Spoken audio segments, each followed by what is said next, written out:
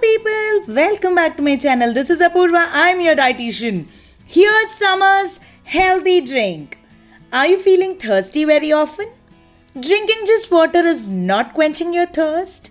Then try my summer coolers to quench your thirst in a healthy way. Here's cucumber chia drink. Healthy, tasty and best for summer. Ingredients required are cucumber, chia seeds soaked and swelled up, 2 teaspoons, ice cubes and lemon juice. Firstly, in a jar, add ice cubes. Now add de-seeded and cut cucumber pieces. Add lemon juice. Add water. Grind it into a smooth paste. Now strain it.